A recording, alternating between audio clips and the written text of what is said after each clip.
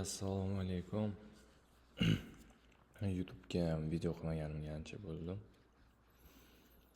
Men hali bozor qaraganim yo'q. Primoy live ko'rib chiqamiz sizlar bilan. Xo'p, men ko'rayotgan narsa bu weekly outlook. Bu haftaga bo'lgan bahs. Ko'rasizlar. Katta time frame deb bizada SMT bor. Weekly da aynan. Men ko'rayotgan narsa bu weekly FFG. Weekly FFG Yes'da ham, NQ'da ham bizada Monday skip har doimgidek. Endi dailyga o'tadigan bo'lsak, dailyda biz ko'rishimiz mumkin bo'lgan narsa bu CSD. O'sha CSDning ichida ko'rasizlarki gap bor. Bu weekly gap, ya'ni weekly open, new week opening gap, NWOG deb yoziladi o'zi. New week opening gap, bu gapga tushish ehtimoli katta desa ham bo'ladi, chunki e'tibor berayotgan bo'lsanglar, Nasdaq ayni mana dushanba candle ochilishi bilan low yasamasdan faqat tepaga o'sgan, ya'ni no week. Buni o'zi Devil's Mark deb atashadi, shunaqa candlelarni. Devil's Mark deb atashadi. Week yo'q tepada, highda yoki lowda week yo'qlarni Devil's Mark. Bu o'ziga juda ham tortuvchi sell side yoki kuchli buy side hisobida ishlab beradi o'zi.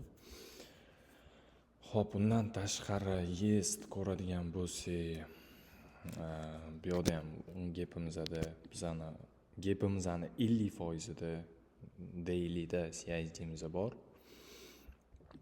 Bizga ayni shu gap chiroyli target bo'lib berishi mumkin. Ayni bugun misol uchun tushib low yasab, seshanba low va hafta mobaynida o'sish kutishimiz mumkin. Ikkinchi ssenariy esa shu weekly FFG dan reaksiya olib polностью sellga qarab yurishi. Ikki xil reaksiya bor. Bugungi candle yopilishi hal qiladi, lekin bugunni o'zida ham bemalol setup qidirib ko'rsa bo'ladi. Tak, qarasanglar, 1, mana 2, mana bizada уже CSD opposing candle'lar seriyasi bor. SMT ham bor.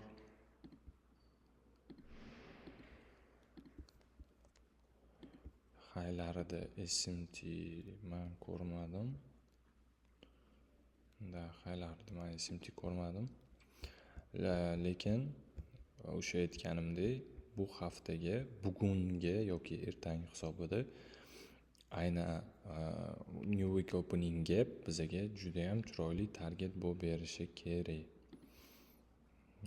E'tiborli bo'linglar. Iloji boricha misol uchun sell ochsanglar, targetinglar ayni new week opening gapga boshlanishiga qo'yganinglar yaxshi. Uni 50 ga emas, 25% ga emas, ayni boshlanishiga qo'ysanglar, clean targetda bu. Mana ko'rasizlar, ochilishi bilan no week faqat tepaga yurgan. Shuning uchun ham bu juda ham chiroyli target bo'ladi. Low resistance liquidity run ham bo'lgan. Tak, bu Yes bilan NQ ga tegishli buys edi. O'sha aytganimdek daily deb bizada CSD bor. O'shanga e'tiborli bo'lasizlar. New week opening gapimiz ham bor. Eng e'tiborli nuqtalarimiz. Yes'da yana bitta, agar dalshi bu narsa CSD hurmat qilmasdan pastga tushish bo'ladigan bo'lsa, ya'ni weeklyda high'imiz shu yerda shakllangan bo'lsa, hafta mobaynida sell ishlansa agar, shu nuqta juda ham zo'r target bo'lib beradi sizlarga. Nimaga desanglar, bu yerda triple low, 1, 2, 3 tali low. juda ham o'ziga tortib berishi mumkin. Ayni men o'tgan haftada serverda berganman ideya. CISD dan mana o'tgan haftaning range mana shu equal low kelib yechib CISD dan buy deb buys berganman serverda. Lekin lowlarni yechmadi. Bu tushish lowlarni yechmadi va CISDga ham kelmadi-da, tepaga ketdi. Hozir weekly FFGdan reaksiyasini ko'rishimiz kerak bo'ladi. Xo'p, GS bilan Nasdaqda o'zim targetlarimni tushuntirib bera oldim degan umiddaman. Xo'p, gold bilan silver. Weekly da qaraydigan bo'lsak, mani o'zi targetim 4.5 standard deviationim aynan 3000 narxga to'g'ri kelgandi. 3000 narxda bo'ldi. Lekin bullish expansion hali tugagani yo'q mani nazarimda. Ko'rayotgan bitta narsam bu bo'lsa shu CISD. Bundan reaksiya olish ehtimoli juda ham. Mana weeklyda bitta narsa, bu ham hali inversion ham qilmagan-da bu narsani. Inversion ham qilmagan, ya'ni to'liq buzib o'tmagan. Va ko'rsak bo'ladi, haylarida SMT yo'q. Unda haylarida SMT bor ekan. Silverda ham inversion FFG bor. Ko'rayotgan bo'lsanglar, lekin silver bu yoqda o'zini CISDsiga ham kelib qo'ygan. Shuni ham e'tibordan chiqarmanglar. Ya'ni golddan уже bu yoqqa kelib bo'lgan bo'lishi kerak edi. Lekin qaysi biridir kuchli, qaysi biridir kuchsiz bo'lgan sababli hali unaqa reaksiya bo'lgani yo'q.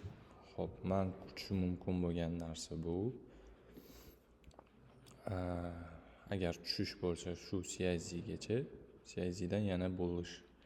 Bu yoqda SMT qaysidir lowlarida SMT bo'ladi silver bilan. Shundan keyin silverda dashi bullish, hali bullish ssenariy tugagani yo'q-da, o'shaning uchun men bullish deyapman. Vaziyatga qarab o'zingizlarni ham biliminglarni qo'shgan holda buni qo'shimcha bias qilib ishlatsanglar bo'ladi bu ideyalar. Weeklyda adashmasam FFG ko'rgandek bo'ldim. Mana weekly CISD ham bor ekan, shuni ham e'tiborga olinglar. Weekly FFG ham bor bu yoqda. Tushish ehtimoli yanada nima deydi, chiroyliroq уже ko'rinyapti. Yana bitta narsa, weeklyda fraktal model bo'yicha candle 1, candle 2 sweep closure, candle 3 expansion bo'lishi ehtimoli bor. Ya'ni hafta weekly hafta birish yopilishi mumkin. Xo'p. CL bilan natural gas weeklydan tushib kelamiz. Xo'p. Tak. Men natural gasda serverda ikkilaga buyslar berib kelayotgandim. Oilda ham. Xo'p, weeklyda inversion FFG ko'rsak bo'ladi, bu yoqda ham inversion FFG ko'rsak bo'ladi. Xo'p, mayli. Weeklyni to'xtatib turamiz. Dailyga o'tsak agar bular hammasi o'tgan haftadan qolib ketgan chizmalar. Aniq ko'rayotgan bo'lsanglar, o'tgan haftadan New Week Opening Gap'dan mana reaksiya olib ketgan. Nimaga aynan o'sha ES bilan Nasdaqda men New Week Opening Gap'ni key level qilib berdim sizlarga. TPI'larga targetim ham key level qilib berdim. Sababi mana ko'rasizlarki, bozor dushanba kuni o'sgan, seshanba kuni qaytib tushib kelgan, chorshanba kuni low, payshanba kuni low sweep qilib ketgan. Ayni New Week Opening Gap'dan I plus CISD. Menimcha tushuntirib bera oldim degan umiddaman. Tak, bizada ikkalasi ham daily CISD da turibdi.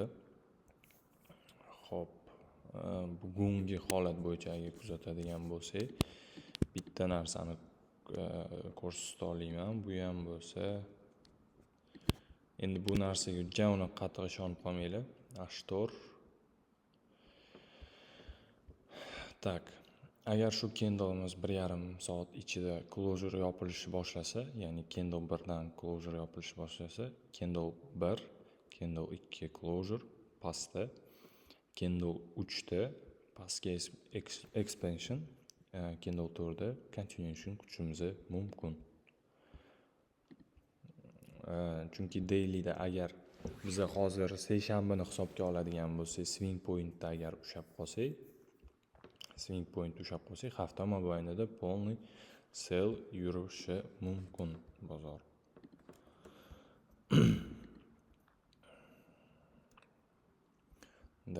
Natural gas bilan bu CL ga bo'lgan analiz.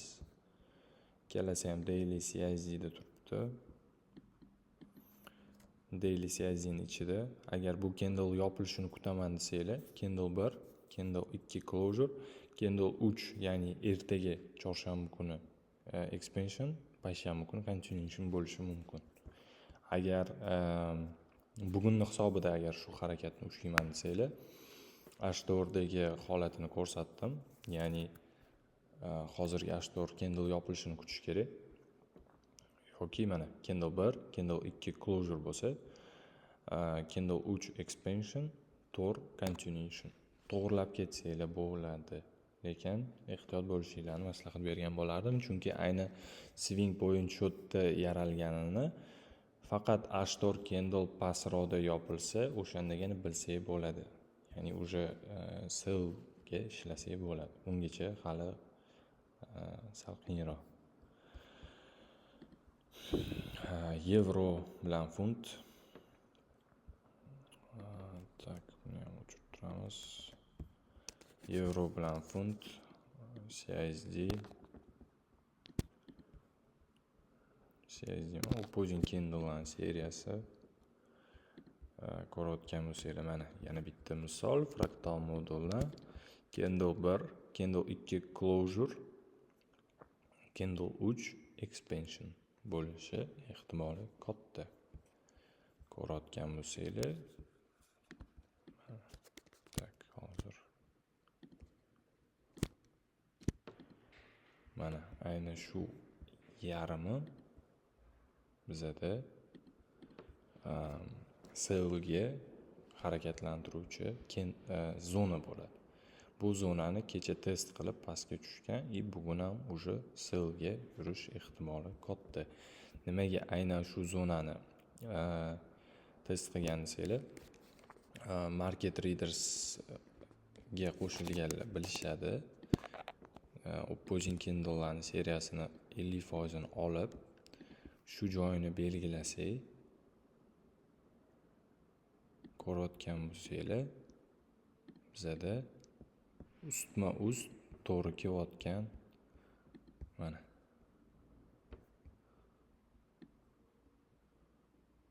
Ko'rdinglarmi? Ya'ni ikkita zonamiz, ya'ni CISD ning 50% ni pastki qismi va weekly o'tgan haftaning range'ini candle'ning 50% ni zonasi ustma-ust bitta joyga to'g'ri kelib qolgan. Bu juda ham kuchli zona hisoblanadi. Ayni shu narsa T-spot kecha o'sha zonadan pastga harakat bo'lgan. Endi bugun men continuation, expansion kutsam bo'ladi. Xo'p, tak. Funtga keladigan bo'lsak, daily opposing candle bor. O'zimiz ko'rayotganimizdek closure yopilgan va bugun bunda ham expansion kutsak bo'ladi pastga, lowerga. Mana bu narsani eslab qolinglar, bu juda ham zo'r nima deydi? Template bo'ladi sizlar uchun. Menimcha bugungi outlookimiz o'z nihoyasiga yetdi desa ham bo'ladi. Mana qaranglar. Qanaqa reaksiya olgan. Londonda high yasagan o'sha keyingi Kindle H4da pastga harakat bo'lgan. Ayni shu joyidan, chunki daily Opposing Kindle seriyasi belgilangan zonamizni va weekly Kindle'imizni rangeini 50% zonasi ayni shu joyga to'g'ri kelib qolgan. Bitta intraday ideya beraman, agar kuzatib turaman desanglar, Kindle closure yopilsa, ya'ni shu tanasidan pastroqda yopilsa, shu chiziqdan pastroqda yopilsa, keyingi Kindle continuation kutsanglar bo'ladi. Chunki Kindle 1, Kindle 2 closure, Kindle 3 expansion bo'lyapti hozir, Kindle 4 continuation, ya'ni keyingi Kindle'da continuation kutishinglar mumkin. Closure yopilsa agar. Menimcha hammaga foydasi tegadi degan umiddaman. Sog' bo'linglar, charchamanglar. Agar qanaqadir savolingiz bo'lsa, bemalol serverda yozsanglar bo'ladi. Bepul joyi ham bor. Template'lar tashlasanglar bo'ladi, misollar tashlasanglar bo'ladi. Men hammasini o'zim ko'rib, javob berib chiqishga harakat qilaman har doimgidek. Hammaga omadli hafta.